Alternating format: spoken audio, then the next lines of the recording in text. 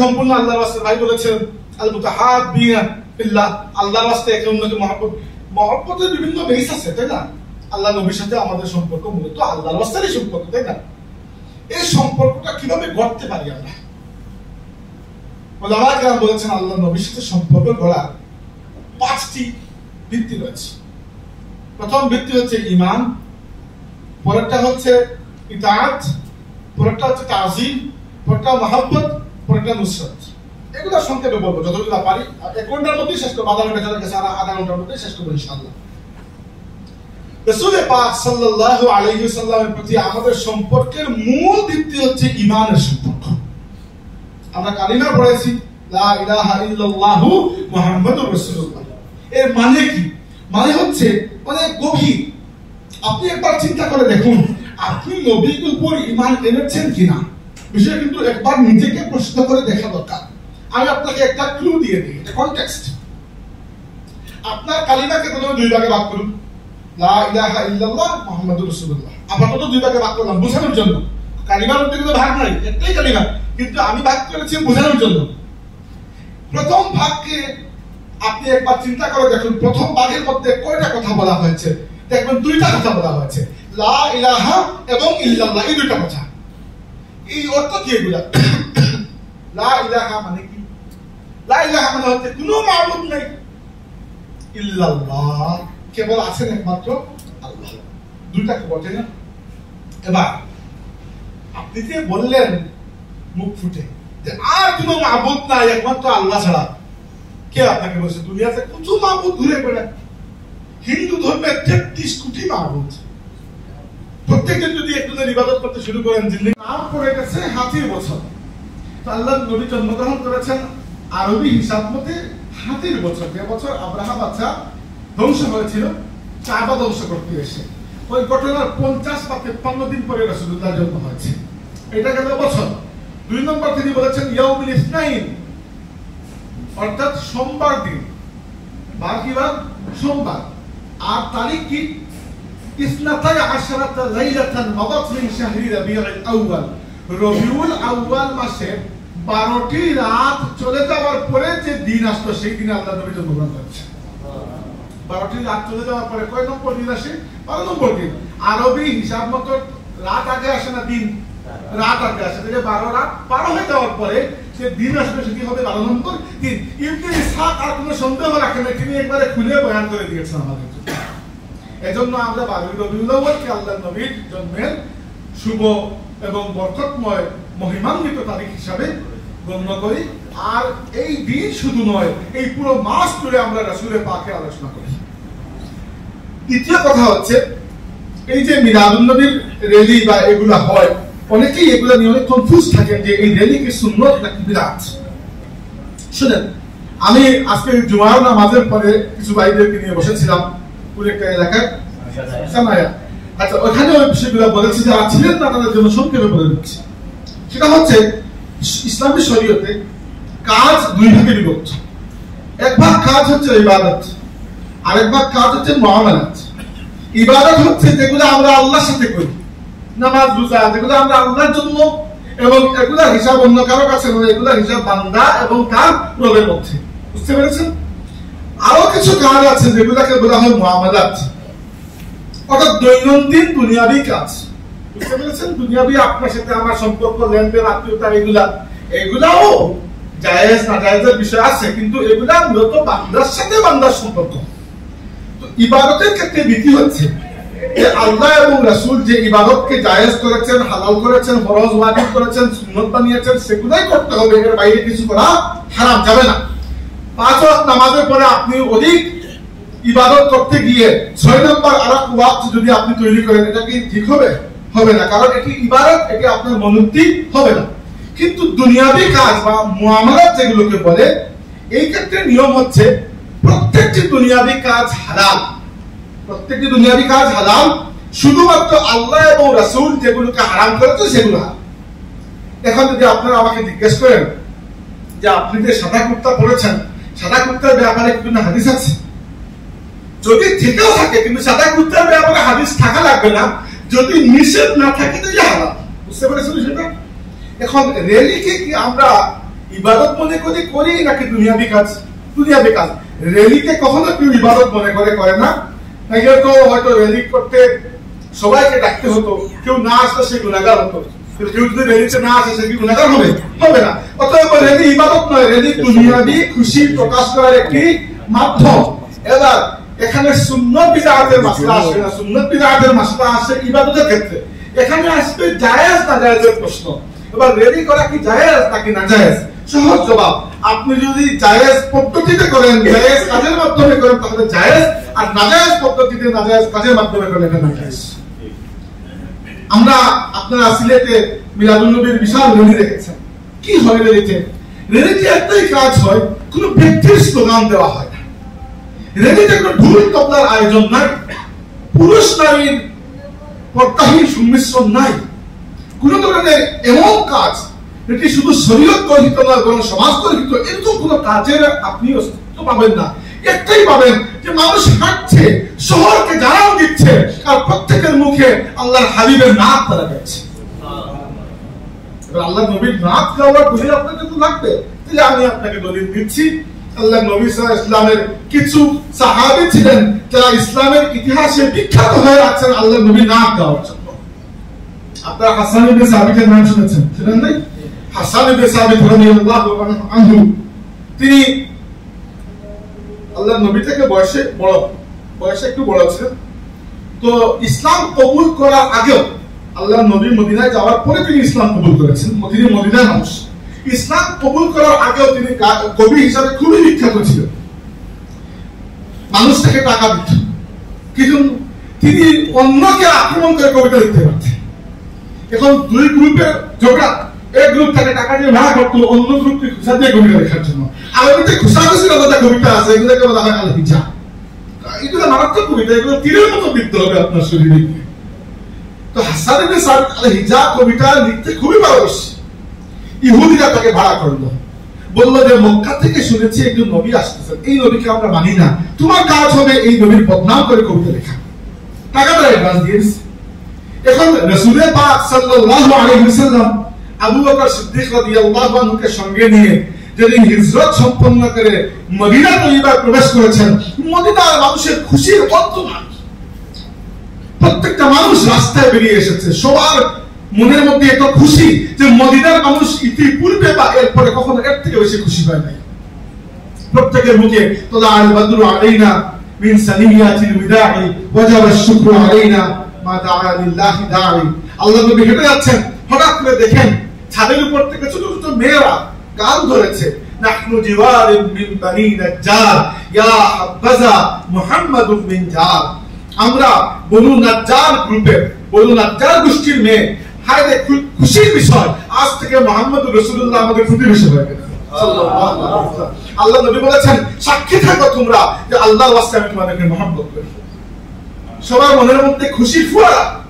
একজনের মনের মধ্যে কোনো খুশি নাই, তিনি হচ্ছেন হাসান ইবনে সাবিত। কেন কি?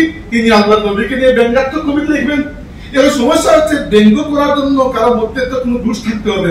হাসান ইবনে সাবিত আল্লাহ নবীর মধ্যে কোনো দোষ খুঁজে পাচ্ছে, দোষ খুঁজে না পাওয়ার জন্য তার মনের মধ্যে কষ্ট, যে লিখবো তো সত্য, কিন্তু কিছু না কিছু পাইতে হবে, এটা নিয়ে লিখবো। কিন্তু আল্লাহ নবী সাল্লাল্লাহু আলাইহি ওয়াসাল্লামের কাছে তিনি কোনো ধরনের এমন কিছু পেলেন না যেটা নিয়ে তিনি কিছু লিখতে পারেন। চলে গেলেন আল্লাহ নবীর কাছে, গিয়ে বললেন, পরে বলেছেন সেটি আল্লাহ নবীর ব্যাপারে তিনি টাকা নিয়েছিলেন খুশানোর জন্য, কবিতা কি লিখেছেন, লাম্মা রাআইতু আনওয়ারহু সাতাআত ওয়াদাআত মিন খিফাতি কাফি আলা বসরি খাউফান আলা বসরি মিন হুসনি সূরাতিহি ফালাস্তু আনজুরাহু ইল্লা আলা কদরি। অর্থাৎ সারমর্ম হচ্ছে, এই যে নূরের চেহারার দিকে যখন আমি তাকালাম, আমি হাসানের মনে হলো ওই নূরের তজল্লিতে, ওই নূরের আলোক ছটায় আমার চোখের দৃষ্টি অন্ধ হয়ে যাবে। সাথে সাথে গিয়ে ইসলাম কবুল করলেন এবং তার সেই বিখ্যাত কসিদা আমাদের বাচ্চাদের মুখস্থ, ওয়া আহসানু মিনকা লাম তারা কাত্তু আইনি ওয়া আজমালু মিনকা লাম তারিদিন নিসাউ খুলিকতা মুবাররাআন মিন কুল্লি আইবিন কাআন্নাকা ক্বাদ খুলিকতা কামা তাশাউ। ইয়া রাসূলুল্লাহ, কোন চোখ দেখেনি আপনার চেয়ে সুন্দর কিছু, কোন নারী দেয়নি জন্ম আপনার চেয়ে সুন্দর শিশু। আল্লাহ আপনাকে সৃষ্টি করেছেন সমস্ত দোষ থেকে পাক অবস্থায়, যেন মনে হয় আপনি আগে আল্লাহকে বলে দিয়েছেন আপনাকে কিভাবে সৃষ্টি করতে হবে, আর আপনার কথা শুনে আল্লাহ আপনাকে সৃষ্টি করেছে। এরপরেও কি নাচ গাওয়ার জন্য আমাদের দলিল লাগবে? হাসান ইবনে সাবিত যখন মসজিদে নববী শরীফে আল্লাহর নবীর সামনে নাচ গাইতেন, রাসূল পাক দোয়া করতেন, আল্লাহুম্মা আইয়িদহু বিরূহিল কুদুস, আল্লাহ আমার হাসানকে তুমি জিবরাইলের মাধ্যমে সাহায্য করো। আপনি একবার একটু নাচ গেয়ে গেলেন, সুন্দর নাচ। কবি কাজী নজরুল ইসলাম এই নাচগুলো অমর, এগুলো আমাদের অন্তরের মধ্যে আল্লাহর নবীর মহব্বতের একটি প্লাবন দিয়ে যায়। কেন মিলাদুন নবী পালন করি আমরা? গরিব তো বললাম, আসলে এটা কিন্তু ফজিলতের প্রশ্নে। কেন এখানে এসেছেন? এই দেশে তো মিলাদুন নবী করতে আসেন, টাকা পয়সা রোজগার করতে এসেছেন। এই টাকা পয়সায় রোজগার করে যে টাইমটা হাতে ছিল, ওই টাইমটা কেন রুমে শুয়ে থাকলেন না? কেন আজকে কষ্ট করে এসেছেন এখানে মিলাদুন নবী পালন করতে? কেন টাকা পয়সা খরচ করেছেন? কেন? কারণ এখানে সম্পর্ক স্বার্থের নয়, সম্পর্ক মহব্বতের। এর ফায়দা কি? ছোট্ট একটা কথা বলা, যে দলিল আমার দাদা রহমতুল্লাহ ভাই দিতেন। ছোটবেলায় দাদার মুখে শুনেছিলাম, বড় ভাই কিতাবের মধ্যে খুঁজে পেয়েছি। সহিহ বুখারী শরীফের হাদিস আর সহিহ বুখারীর ব্যাখ্যাটা, যিনি ব্যাখ্যা করেছেন সহিহ বুখারী, ইমাম ইবনে হাজার আল আসকালানী, তিনিও এই হাদিসের ব্যাখ্যায় পুরো খুলে খুলে বয়ান করেছেন বিষয়টা। বিষয়টা কি? বিষয়টা হচ্ছে ইসলামের কট্টর দুশমন আবু লাহাব যখন মারা গেল, আবু লাহাবের নাম তো শুনেছেন, আল্লাহর নবীর চাচা, কিন্তু ইসলামের সবচেয়ে বড় দুশমন মারা গেল। মারা যাওয়ার পরে আল্লাহর নবীর আরেকজন চাচা আব্বাস রাদিয়াল্লাহু আনহু আবু লাহাবকে সামনে দেখলেন। আব্বাস আর আবু লাহাব ভাই ভাই। আব্বাস রাদিয়াল্লাহু আনহু কিন্তু মুসলমান, শুধু মুসলমান নয়, সাহাবী, শুধু সাহাবীদের সম্মানী সাহাবী, আর তার ভাই আবু লাহাব ইসলামের কট্টর দুশমন। তো ভাই ভাইকে স্বপ্নে দেখেছেন, দেখে জিজ্ঞেস করলেন আবু লাহাবকে স্বপ্নের মধ্যে, যে আমাদেরকে ছেড়ে দেওয়ার পর থেকে তোমার কি অবস্থা, কিরকম দুর্মুষ চলতেছে? তো আবু লাহাব জবাব দিল, হাদিসের মধ্যে এই কথাটি এসেছে, আর পরবর্তীতে ইমাম ইবনে হাজার আল আসকালানী রাহমাতুল্লাহি আলাইহি এই কথাগুলো ব্যাখ্যা করেছেন সহিহ বুখারী ব্যাখ্যার মধ্যে। তো তিনি বলেছেন যে আবু লাহাব আব্বাস রাদিয়াল্লাহু আনহুকে জবাব দিল, হে আব্বাস, তোমাদেরকে যেদিন আমি ছেড়ে গেলাম তারপর থেকে আমার উপর কখনো কোনো আযাব শেষ হয় নাই, অনবরত আযাব চলতেছে কবরে আমার উপর। ইসলামের কঠোর দুশমন, তো আমার উপর আযাব শেষ হয় নাই, তোমাদেরকে ছেড়ে দেওয়ার পর থেকে আমার উপর আযাব চলতেছে। শুধু একটি বিষয়, যে আমার আযাব প্রত্যেক সোমবারে খানিকটা কমিয়ে দেওয়া হয়। কি জন্য? কারণ আবু লাহাবের একজন দাসী ছিলেন, তো কারণ যখন দাসী কিনা বেচা করা হতো, আবু লাহাবের একজন দাসী ছিলেন, তার নাম ছিল সুয়াইবিয়া। সুয়াইবিয়া ছিল আল্লাহর নবী সাল্লাল্লাহু আলাইহি ওয়াসাল্লামের আম্মাজান সাইয়্যিদা আমিনা সাল্লাল্লাহু আলাইহা, সাইয়্যিদা আমিনার ধাত্রী। সাইয়্যিদা আমিনার যখন প্রসব বেদনা, তখন সুয়াইবিয়া ধাত্রীর কাজ করতে গিয়েছিলেন কার ঘরে? আমিনার ঘরে। তিনি আবার আবু লাহাবের দাসী। যখন আল্লাহর নবীর জন্ম হলো, সুয়াইবিয়া এত সুন্দর চেহারা একটা বাচ্চা দেখে খুশি হয়ে এসে আবু লাহাবকে বললেন যে, আবু লাহাব, আপনি জানেন আপনার মৃত ভাই আব্দুল্লাহর ঘরে একটা ফুটফুটে সন্তান জন্ম নিয়েছে। আচানক আবু লাহাবের মনের মধ্যে তার ভাতিজার জন্য একটা মহব্বত জাগ্রত হলো, এবং এত বড় একটা খুশির সংবাদ সুয়াইবিয়া নিয়ে এসেছে। এজন্য খুশি হয়ে আবু লাহাব সুয়াইবিয়াকে এরকম হাত দিয়ে ইশারা দিয়ে তাকে গোলামি থেকে আজাদ করে দিলেন। ওই যে আবু লাহাব সুয়াইবিয়াকে গোলামি থেকে আজাদ করেছেন, রাসূল পাক সাল্লাল্লাহু আলাইহি ওয়াসাল্লামের জন্মের শুভ সংবাদ, মিলাদুন নবীর শুভ সংবাদ দেওয়ার জন্য। তাই প্রত্যেক সোমবারে, যেহেতু নবীর জন্ম হয়েছে কি বার? সোমবার, প্রত্যেক সোমবারে একজন কাফিরকে আল্লাহ তার কবরের আযাবকে হালকা করে দিয়ে দেন। এবার তো ঘটনা শুনলেন। এবার আসলে সাহিত্যে ইমাম শামসুদ্দিন ইবনে নাসিরউদ্দিন আদ-দিমাশকি রাহমাতুল্লাহি আলাইহি, অনেক বড় একজন ইমাম, তিনি একটি কবিতা লিখেছেন এই ঘটনার উপরে। তিনি বলেছেন যে, ইযা কানা হাযা কাফিরান জাআ যামবুহু ওয়া কাব্বাত ইয়াদাহু ফিল জাহিম আন্নাহু মুখাল্লাদা আতা আন্নাহু ফি ইয়াউমিল ইসনাইন দাইমান ইউখাফফাফু আনহু বিস-সুরুরি বিআহমাদা ফামাসসালু বিল আবদি আল্লাযী তুলা আমরাহু বিআহমাদা মাসরুরান ওয়া মাতা মুওয়াহহিদা।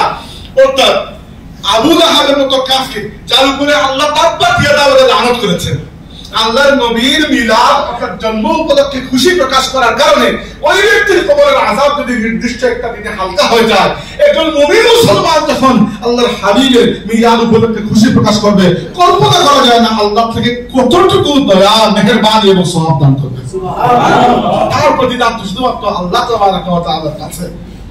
এজন্য আমরা মাহফিলে মিলাদুন নবী পালন করি। মাহফিলে মিলাদুন নবী পালনের উদ্দেশ্য অন্যের সাথে ঝগড়া করা নয়, যে অমুক পালন করতেছে না তাই আমি করতেছি, আমরা তো ভুয়া দই করতেছি। আজকাল আরো মানুষও করতেছে, নাম একটু ব্যানার একটু ডিফারেন্ট। আমি বেজান নয়, করুক, সবাই করবে। আল্লাহর নবীর আলোচনা যত হবে দুনিয়াতে ঈমানের সংখ্যা বৃদ্ধি পাবে, কুফরের সংখ্যা কমবে। কেউ মিলাদুন নবী নামে আমরা করি, কেউ যদি সিরাতুন নবী নামে করতে চায়, আপনি কি তো বাধা দেওয়ার কিছু নাই? অবশ্যই নাই। আমাদের মুর্শিদ ফুলতুরি সাহেব তো খুশি হতেন আল্লাহর নবীর আলোচনা, যে করুক, যে নামে করুক, হোক। কিন্তু এটাও বুঝতে হবে যে আমাদের সিলসিলার বুজুর্গান কিন্তু এটা শুরু করেছিলেন এই উপমহাদেশে, এবং আলহামদুলিল্লাহ এর দেখা দেখি আজকে রবিউল আউয়াল মাস আসলে প্রত্যেক ঘরানা, প্রত্যেক মাসলাক, প্রত্যেক দলের মানুষ বাংলাদেশে বিশেষ করে দেখবেন আপনারা কোনো না কোনো ভাবে রবিউল আউয়াল মাসে আল্লাহর নবীর খুসুসি জিকির, আল্লাহর নবীর বিশেষ কিছু আলোচনা প্রত্যেক মাসে, প্রত্যেক রবিউল আউয়ালে হয়। এবার সম্মানিত হাজিরিন, আমরা চলে যাই আরো কিছু কথা। সেটা হচ্ছে যে রাসূল পাক সাল্লাল্লাহু আলাইহি ওয়াসাল্লামের মিলাদ মাহফিল, আল্লাহর নবী সাল্লাল্লাহু আলাইহি ওয়াসাল্লাম এবং সাহাবায়ে কেরাম এরকম কোন মাহফিল বা মিলাদুন নবী উপলক্ষে কিছু করেছেন কিনা, এটাও তো একটা বড় প্রশ্ন, তাই না? আমাদের কিছু ভাই এসেছেন হয়তো চেয়ারের কমতি না, উঠার দোকান যেখানে কোনো থেকে জায়গা দিতে পারেন আমাদের ভাইদেরকে, না আপনারা পিছনে যাওয়ার দরকার নেই, যারা এসেছেন পরে বসে যাবেন। দেখেন আমার দিকে তাকান। তো আমাদের দেখতে হবে যে মিলাদুন নবী বা এ ধরনের যে কাজগুলো দলিল কি। দেখেন আমি আপনাদেরকে দুই তিনটা হাদিস বলে এই চ্যাপ্টার ক্লোজ করে দেব। প্রথম হচ্ছে মিলাদুন নবী মাহফিলের দলিল আছে কিনা এটি জানার আগে প্রথমে বুঝতে হবে মিলাদুন নবী মাহফিল আমরা করি কেন। হ্যাঁ, সওয়াব পাওয়া যায় এটা সেটা বুঝছি, উদ্দেশ্য কি, নিয়ত কি? ভাই তো নিয়তের কথা বলেছেন, নিয়ত কি আসলে? নিয়তের বিষয়ে যখন আসবো তখন এটা বুঝতে হবে পরিষ্কার যে এই মাহফিলের উদ্দেশ্য কি আসলে। মনে রাখবেন কুরআনুল কারীমে আল্লাহ পাক বলেছেন ওয়াযকুরু নি'মাতাল্লাহি আলাইকুম, হে মুসলমানরা তোমাদের প্রতি আল্লাহ যে নিয়ামতগুলো দিয়েছেন এগুলাকে মনে রাখো, স্মরণ রাখো, ভুলে যেও না। কেন? কারণ আল্লাহ বলেছেন নিয়ামতের শুকরিয়া আদায় করতে হবে। লা ইন শাকারতুম লাযিদান্নাকুম ওয়া লা ইন কাফারতুম ইন্না আযাবি লাশাদীদ। যদি নিয়ামতের শুকরিয়া আদায় করো আমি আল্লাহ নিয়ামত আরো বাড়িয়ে দেব, আর শুকরিয়া যদি আদায় না করো, অস্বীকার করো, তাহলে আমার আযাব বড় কঠিন। বুঝলাম নিয়ামতের শুকরিয়া আদায় করতে হয়। এবার আল্লাহর নিয়ামতের কোনো শেষ আছে আমাদের উপরে? আল্লাহ বলেছেন ওয়া ইন তাউদ্দু নি'মাতাল্লাহি লা তুহসুহা। আল্লাহর নিয়ামত যদি গুনতে শুরু করে গুণা শেষ করতে পারবে না। তাহলে রব্বুল আলামিন এত নিয়ামতের শুকরিয়া আদায় করব, এত নিয়ামত তো চিনি হতো না। কয়েকটা নিয়ামত আপনি বলে দেন, আল্লাহ বলে দিলেন। একটা নিয়ামত হচ্ছে মা বাবা। মা বাবা কি নিয়ামত নয়? কত বড় নিয়ামত। এজন্য আল্লাহ বলেছেন আল্লাহ রাব্বুকা আল্লা তা'বুদু ইল্লা ইয়্যাহু ওয়া বিল ওয়ালিদাইনি ইহসানা। আয়াতের পরে গিয়ে দেখবেন আল্লাহ বলেছেন ওয়ালা তাকুল লাহুমা উফিন। মা বাবার এত বড় নিয়ামত যে আদবের লেভেল এইটুকু থাকবে যে মা বাবার উপরে উফ শব্দ করা যাবে না। আমরা তো জীবনে অনেকবার করে ফেলি, আল্লাহ আমাকে মাফ করে দিন। দ্বিতীয়ত আরেকটা নিয়ামত কি? কোরআন। কোরআন আল্লাহর নিয়ামত নয়? অবশ্যই নিয়ামত। কোরআন কখন নাযিল হয়েছে? কদরের রাতে। এই নিয়ামতের শুকরিয়া কিভাবে আদায় করি? পুরো এক মাস রোজা রেখে আল্লাহর কাছে আমরা এই নিয়ামতের শুকরিয়া আদায় করি কোরআন পড়তে। এবার আমি যদি জিজ্ঞেস করি হে আল্লাহ এতগুলো নিয়ামত দিয়েছে, এর মধ্যে সবচেয়ে বড় নিয়ামত কোনটা? তাহলে আল্লাহ নিজেই জবাব দিচ্ছেন লাকাদ মান্নাল্লাহু আলাল মুমিনিনা ইয বাআসা ফীহিম রাসূলান মিন আনফুসিহিম। আল্লাহ তাআলার সবচেয়ে বড় করুণা, একটা মহান মেহেরবানি মুমিনদের প্রতি যে তিনি মুমিনদের কাছে রাসূল পাঠিয়েছেন। তাহলে কি বুঝলাম আমরা? দুইটা আমরা ছোটখাটো অঙ্ক করেছি, তাই না? সূত্র ধরে ধরে অঙ্কের প্রথম সূত্র হচ্ছে নিয়ামতের শুকরিয়া আদায় করা ওয়াজিব। দুই নম্বর সূত্র হচ্ছে সবচেয়ে বড় নিয়ামত রাসূল পাক সাল্লাল্লাহু আলাইহি ওয়াসাল্লাম।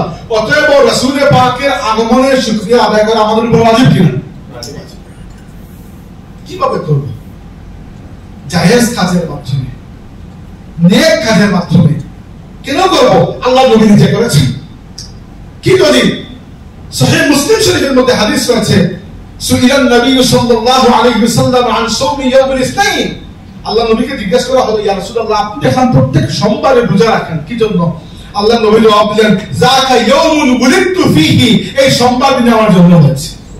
ও বুলিতু ফীহি, এই সোমবার দিনে প্রথম আমার কাছে ওহী নাযিল হয়েছে। তার মানে রাসূলুল্লাহ প্রত্যেক সোমবারে রোজা রেখে নিজের মিলাদ অর্থাৎ জন্ম উপলক্ষে আল্লাহ শুকরিয়া আদায় করতেন।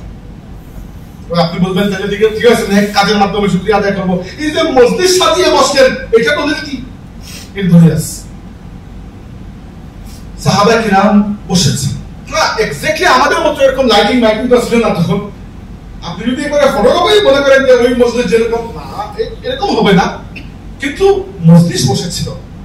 সুনান আন-নাসাই, আহলে সুন্নাত ওয়াল জামাতের 6টি প্রসিদ্ধ হাদিসের কিতাব থেকে সিয়াসতা বলিয়ার মধ্যে একটি হচ্ছে নাসাই। নাসাইয়ের মধ্যে হাদিস রয়েছে, এগুলো হাদিসের কিতাব, অনেকে হয়তো নাম জানেন না, বুখারী, মুসলিম, তিরমিজি, আবু দাউদ, নাসাই, ইবনে মাজাহ, এগুলো এই 6টি হচ্ছে আমাদের আহলে সুন্নাত ওয়াল জামাতের সবচেয়ে প্রসিদ্ধ হাদিসের কিতাব। এর মধ্যে নাসাই শরীফের মধ্যে হাদিস রয়েছে, সাহাবী আবু সাঈদ আল-খুদরি রাদিয়াল্লাহু আনহু বলেছেন যে একদিন আমরা আল্লাহর নবীর সাহাবীরা মসজিদে নববীতে বসে এরকম জলসা করছেন, কথাবার্তা বলছেন, কথাবার্তা আলোচনা করছেন। রাসূলুল্লাহ সাল্লাল্লাহু আলাইহি ওয়াসাল্লাম সেখানে ছিলেন না। খানিকক্ষণ পরে হুজরা মুবারক থেকে বেরিয়ে আসলেন, এসে জিজ্ঞেস করলেন, মা জালাসাতুম, তোমরা কেন বসেছো, এখানে বসে কি করো? সাহাবীরা জবাব দিলেন, জালাসনা নাদউল্লাহ ওয়া নাহমাদুহু আলা মা হাদানা লিদীনিহি ওয়া মান্না আলাইনা বিকা। ইয়া রাসূলুল্লাহ, আমরা বসে বসে আল্লাহ শুকরিয়া আদায় করছি যে আল্লাহ তার দ্বীন দিয়ে আমাদেরকে হেদায়েত দিয়েছেন, ওয়া মান্না আলাইনা বিকা, আর আপনাকে পাঠানোর মাধ্যমে, আপনার মাধ্যমে আমাদের উপর মেহেরবানি করেছেন। সুবহানাল্লাহ, ওয়া মান্না আলাইনা বিকা, আপনার মাধ্যমে আল্লাহ আমাদের উপর দয়া করেছেন, মেহেরবানি করেছেন। আমরা বসে বসে এইগুলোর কথা বলছিলাম যে আল্লাহ তার দ্বীনের জন্য আমাদেরকে কবুল করেছেন। আমরা তো মুশরিক অবস্থায় জন্মগ্রহণ করেছি, আল্লাহ আপনার মাধ্যমে আমাদেরকে তার দ্বীনের পথে, আর আল্লাহ তামাম নিয়ামত আল্লাহ আপনার মাধ্যমে আমাদেরকে দিয়েছেন। আপনি দুনিয়াতে এসেছেন, নিয়ামত নিয়ে এসেছেন, এটা কথা বলছিলাম। আল্লাহ নবী বললেন, আবার বলো কেন বসেছো? আল্লাহ মা আজলাসাকুম, আল্লাহ কসম করে বলো কি জন্য বসেছো? সাহাবীরা ভয় পেয়ে গেলেন, আমরা কি মিথ্যা কথা বললাম? আল্লাহ নবী তো কখনো আমাদেরকে অবিশ্বাস করেন দেখাইনি কি? তারা বলেন, ইয়া রাসূলুল্লাহ, মা আল্লাহ মা আজলাসাকুম ইল্লা যালিক, আমরা এই কারণ ছাড়া অন্য কোনো কারণে বসে বসে এগুলোই আলোচনা করছিলাম যে আল্লাহ আমাদেরকে ইসলামের দিকে পথ দেখিয়েছেন, আর আপনার মাধ্যমে আমাদের উপর কি বড় মেহেরবানি করেছেন, এটাই বলছিলাম। আল্লাহ নবী বললেন, তোমরা মনে করো না যে আমি তোমাদেরকে মিথ্যাবাদী মনে করি বা এই জন্য দ্বিতীয়বার তোমাদেরকে জিজ্ঞেস করেছি। বিষয়টা এটা না, বিষয়টা হচ্ছে তোমরা যখন এখানে বসে বসে এই কথাগুলো বলছিলে যে আল্লাহ তোমাদেরকে তার দ্বীনের জন্য কবুল করেছেন, আর আমার মাধ্যমে তোমাদের প্রতি নিয়ামত দিয়েছেন, করুণা করেছেন, মেহেরবানি করেছেন, তখন আল্লাহ তার ফেরেশতা জিবরাইলকে আমার কাছে পাঠিয়েছেন।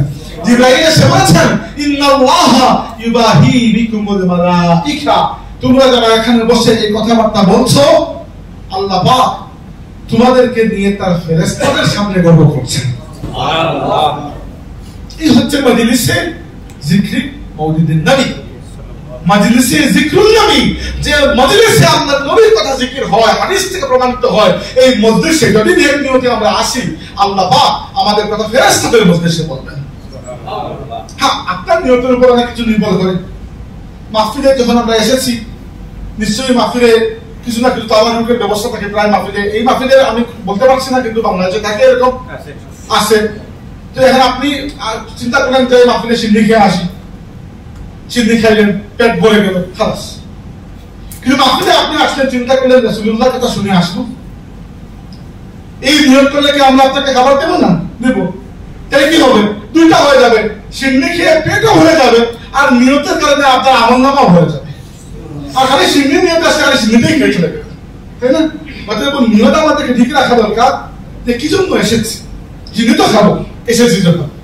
অতএব এখানে শেষ মিলাদুন নবী মাহফিলের আলোচনা। এবার আসুন আমরা আল্লাহর রাসূলের সাথে নিজেদের সম্পর্ককে কিভাবে শক্ত করতে পারি, বৃদ্ধি করতে পারি। দরকার আছে কিনা? কিয়ামতের ময়দানে শাফাআতের প্রয়োজন আছে কিনা? তো শাফাআতের প্রয়োজন থাকলে তো অতটুকু পর্যন্ত নবীর সাথে সম্পর্ক করা প্রয়োজন যে নবী দুনিয়াতে আপনাকে না দেখে বিদায় দিয়েছেন, আপনিও নবীকে দেখেন নাই, নবীও সরাসরি আপনাকে দেখেন নাই এভাবে দুনিয়াবি চোখে, তবুও তো এরকম সম্পর্ক করে যাওয়া লাগবে যে কিয়ামতের ময়দানে দেখা মাত্র আল্লাহ নবী বলবেন এটা আমার উম্মত। করা লাগবে কিনা? এই সম্পর্কটা আল্লাহর নবীর সাথে কিছু ফাউন্ডেশন, কিছু ভিত্তির উপর দাঁড়িয়ে আছে। সম্পর্ক তো এমনি এমনি হয় না, তাই না? সম্পর্কের তো কিছু ভিত্তি লাগে। কারোর সাথে কারো সম্পর্ক রক্তের, কারোর সাথে কারো সম্পর্ক বৈবাহিক, কারোর সাথে কারো সম্পর্ক বন্ধুত্বের, কারোর সাথে সম্পর্ক সম্পূর্ণ আল্লাহর রাস্তায়। ভাই বলেছেন আল মুতাহাব্বিনা ফিল্লাহ, আল্লাহর রাস্তায় একে অন্যকে মহব্বত। মহব্বতের বিভিন্ন বেস আছে, তাই না? আল্লাহ নবীর সাথে আমাদের সম্পর্ক মূলত আল্লাহর রাস্তারই সম্পর্ক, তাই না? এই সম্পর্কটা কিভাবে গড়তে পারি আমরা? ওলামা কেরাম বলেছেন আল্লাহ নবীর সাথে সম্পর্ক গড়ার 5টি ভিত্তি রয়েছে।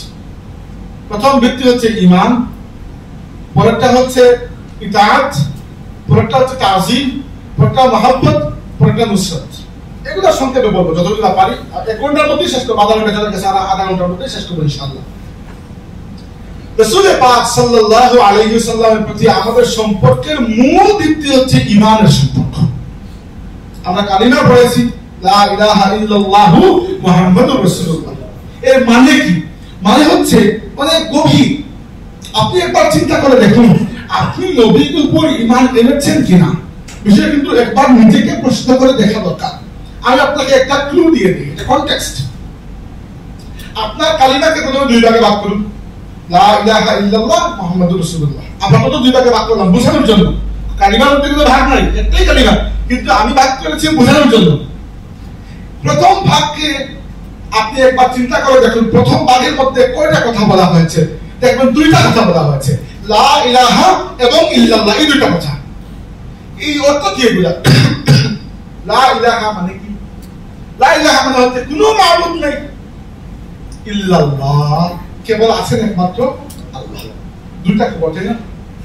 এবার আপনি যে বললেন মুখ ফুটে যে আর কোনো মাবুদ নাই একমাত্র আল্লাহ ছাড়া, কে আপনাকে বলছে? দুনিয়াতে কত মাবুদ ঘুরে বেড়ায়। হিন্দু ধর্মের 33 কোটি মাবুদ। প্রত্যেকজন যদি একজনের ইবাদত করতে শুরু করেন, জিন্দেগি শেষ করতে হবে। অনেক ধর্মে মাবুদের সীমা নাই। খ্রিস্টান ধর্মে তাদের কনসেপ্ট হচ্ছে গড 3জন, God the father, God the son এবং গড দি হোলি গোস্ট। আবার যারা আগুনের পূজারী তাদের হিসাব হচ্ছে 3জন, আগুরা মাজিদা আহরিমা, এই 2জন। একজন ভালো খোদা, আরেকজন খারাপ খোদা, আরো কি কি আছে তাদের, এরপরে আরেকজন হেড খোদা আছে, ইত্যাদি ইত্যাদি।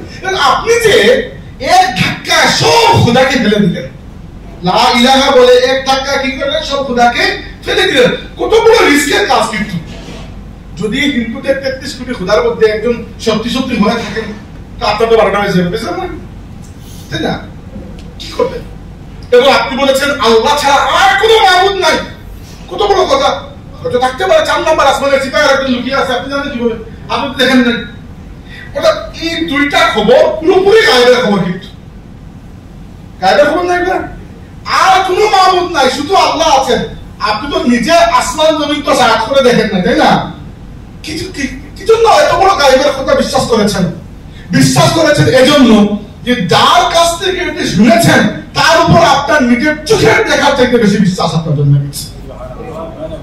মুহাম্মাদুর রাসূলুল্লাহ সাল্লাল্লাহু আলাইহি ওয়াসাল্লামের প্রতি আপনার নিজের চোখের দেখার থেকে বেশি বিশ্বাস করার পরে, এতটুকু ঈমান আনার পরেই আপনি স্যাটিসফাই হতে পেরেছেন যে ইয়া রাসূলুল্লাহ আপনি যা বলেছেন সত্য। আপনি যদি বলেন আর কোনো মাবুদ নাই, খালাস আর কোনো মাবুদ নাই। আপনি যদি বলেন আল্লাহ একমাত্র মাবুদ, খালাস আল্লাহ একমাত্র মাবুদ। কি দলিল? কোনো দলিল লাগবে না। দলিল হচ্ছে আপনি কখনো মিথ্যা বলেন না, এটার উপর আমি ঈমান এনেছি। ঈমানের সম্পর্ক এরকম গভীর হওয়া উচিত। আল্লাহ নবী আমাদেরকে যে খবর দিয়েছেন, এই খবরগুলোর প্রতি বিশ্বাস। আল্লাহ নবী আমাদেরকে জান্নাত জাহান্নামের যেগুলো শুনিয়েছেন আমরা বিশ্বাস করি কিনা? বিশ্বাস করি। আমরা আল্লাহ নবীর মেরাজের উপর বিশ্বাস করি। মেরাজ কি দুনিয়াবি সায়েন্সে প্রমাণ করার মতো কোনো বিষয়? এক রাতের মধ্যে, রাতের তাও পুরো রাতের একটি অংশের মধ্যে তিনি কি করেছেন, মসজিদে হারাম থেকে মসজিদে আকসা হয়ে বাইতুল মুকাদ্দাস থেকে উপরের দিকে উঠে 7 আসমান পাড়ি দিয়ে, সিদরাতুল মুনতাহা পাড়ি দিয়ে, লৌহে মাহফুজ পাড়ি দিয়ে, আরশে মুআল্লা পর্যন্ত পৌঁছে আল্লাহ তাবারাকা ওয়া তাআলার সাথে বাতচিত করে, জান্নাত জাহান্নাম পরিদর্শন করে সবকিছু দেখে ফিরে এসেছেন রাতের একটি অংশের মধ্যে। পসিবল? কিন্তু আমরা বিশ্বাস করি কি জন্য করি? কারণ যিনি বলেছেন তার উপর বিশ্বাস, যিনি এর খবর দিয়েছেন মেরাজের কথা, আল্লাহ নবী যখন সকালে প্রথমবার বলেছিলেন, আবু বকর সিদ্দিক রাদিয়াল্লাহু আনহু সেখানে ছিলেন না। যখন তিনি ঘর থেকে আল্লাহ রাসূলের কাছে আসছেন, রাস্তায় পেলেন মক্কার কিছু কাফির, এরা পিটকারি মারছিল। জিজ্ঞেস করলো, আবু বকর আজকে তুমি যাও না তোমার নবীর কাছে?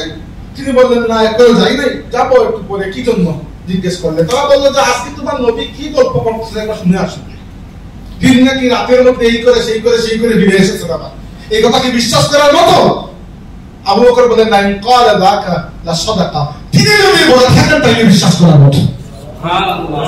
আবু বকর সিদ্দিক তখন সিদ্দিক হন নাই। এই ঘটনা ঘটার পরে, এই সাক্ষী দেওয়ার পরে আবু বকর আল্লাহর নবীর দরবারে আসার আগে আল্লাহ জিবরাইলকে পাঠিয়ে আল্লাহ নবীকে বলেছেন, ইয়া রাসূলুল্লাহ, আপনার সাহাবী আবু বকরকে সিদ্দিক বানিয়ে দিয়ে দিন। সুবহানাল্লাহ। এই প্রথম সম্পর্ক কিসের? ঈমানের। মনে রাখবেন, এরকম না যে বললাম কিচ্ছা কাহিনী আপনারা শুনে চলে গেলেন। প্রথম সম্পর্ক ঈমান। 2 নম্বর সম্পর্ক হচ্ছে, 2 নম্বর বলতে এরকম কোনো নাম্বারই নাই, আমি একটার পর একটা বলছি। 2 নম্বর যেটা বলবো সেটা হচ্ছে আদবের, তাজিমের, শ্রদ্ধা, সম্মিকের এই সম্পর্ক। যেটা একই কথা আমি বারবার ঘুরিয়ে বললাম। আপনার কি মনে হয় দুনিয়ার মধ্যে বাকি যত মানুষ আছে যাদেরকে আপনি শ্রদ্ধা করেন, অন্য সবাইকে শ্রদ্ধা করা, সম্মান করা, তাজিম করা, তাওকীর করা আর আল্লাহর নবীকে তাজিম করা কি এক বরাবরের বিষয়? আমাদের অনেক ভাইদেরকে আমরা দেখি আলিম হয়ে গেছেন কিন্তু আদবের মাসলায় এখন পিছনে আছেন। আল্লাহ রাসূলের মা বাবা সম্পর্কে হুট করে বলে রাখেন যে আল্লাহ নবীর মা বাবা জাহান্নামী। আপনার চিন্তায় গবেষণায় আপনার পড়ালেখা যদি আপনি বেরো করে বলেন যে জাহান্নামী, নাউযুবিল্লাহ, আমরা তো বিশ্বাস করি না।